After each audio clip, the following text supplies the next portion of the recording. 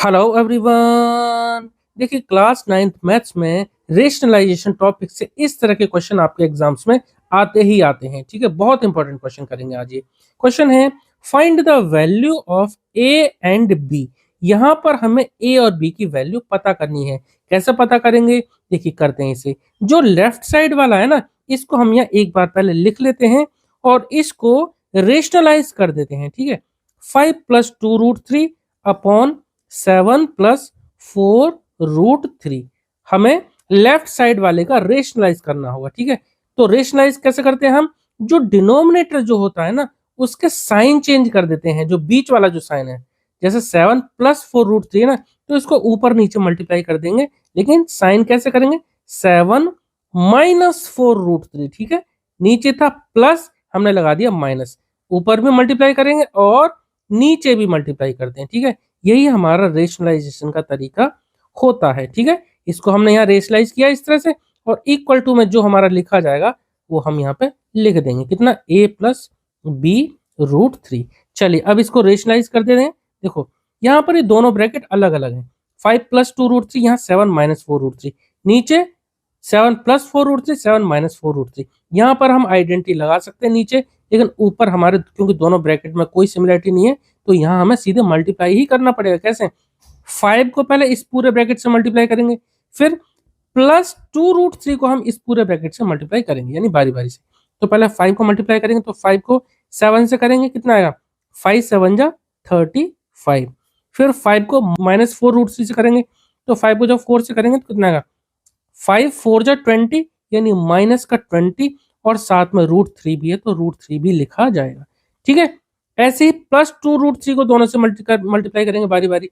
तो 2√3 को जब 7 से करेंगे तो 7 × 2 = 14, यानी +14√3।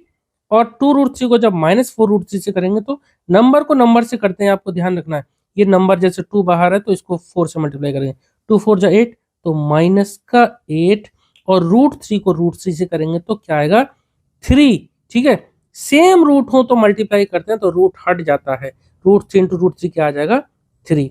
ठीक है, आपको बात समझ में आ गई? पहले 5 को इस पूरे ब्रैकेट से मल्टीप्लाई किया बारी बारी से, फिर 2√3 को इस पूरे ब्रैकेट से मल्टीप्लाई किया बारी बारी से। ठीक है, अपॉन यहाँ पर a + b, a - b। a + b, a - b क्या होता है? मैं यहाँ पर आपको एक आइडेंटिटी लिख के दिखा दे रहा हूँ। a + b × a - b जो होता है वो होता है a² - b²।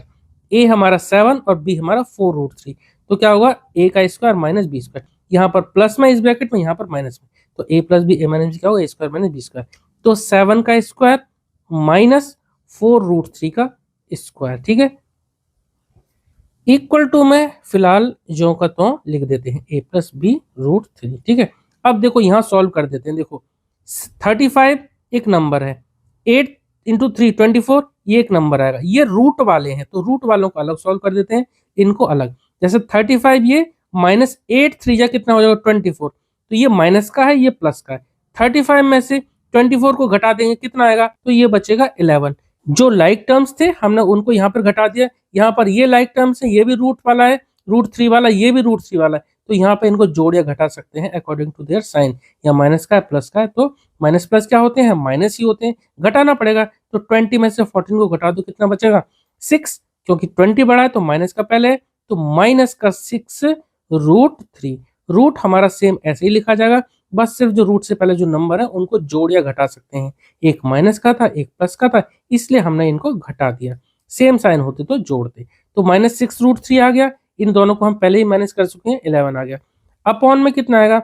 7 का स्क्वायर 49, माइनस 4√3 का जब स्क्वायर करेंगे तो देखो 4 का स्क्वायर होगा 16, 4 × 4 16, √3 का स्क्वायर होगा 3, तो 16 × 3 कितना आ जाएगा? 48। ठीक है, इस बात को मैं फिर बताता हूँ एक बार। 4 का स्क्वायर भी करना, √3 का भी स्क्वायर करना, और दोनों को मल्टीप्लाई करना, इनके बीच में कोई साइन है तो मल्टीप्लाई। 4 का स्क्वायर 16, √3 का स्क्वायर 3। ठीक है, तो 16 × 3 कितना आएगा? 48। 16 3 48 इक्वल टू a + b√3। ठीक है, अब क्या कर सकते हैं? अब ऊपर तो कुछ नहीं कर सकते, 11 - 6√3 ऐसे ही लिखा जाएगा। नीचे क्या आएगा? नीचे देखो 49 - 48, ये तो 1 आएगा, तो 1 लिखने की जरूरत है नहीं। इक्वल टू में हमारे है a प्लस बी रूट 3। अब इसके आगे हम कुछ नहीं कर सकते, बस हमें क्योंकि a और b की वैल्यू निकालनी है तो दोनों तरफ हम कंपेयर कर लेते हैं। ठीक है, लिख देते हैं हम यहाँ पर कंपेयरिंग बोथ साइड। ठीक है, जब दोनों तरफ हम कंपेयर करते हैं तो a और b की वैल्यू निकाल सकते हैं।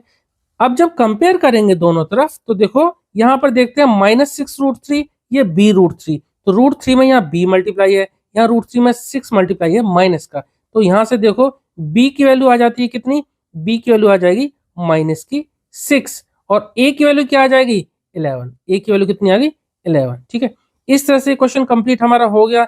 बहुत ही आसान क्वेश्चन है, अगर फिर भी आपको किसी स्टेप में डाउट रहता है तो आप दोबारा देख लेना, नहीं तो आप कमेंट कर देना, मैं आपको फिर से समझा दूंगा। आई होप कि आपको ये क्वेश्चन समझ में आया होगा। चलिए मिलते हैं नेक्स्ट वीडियो में। Okay, thank you.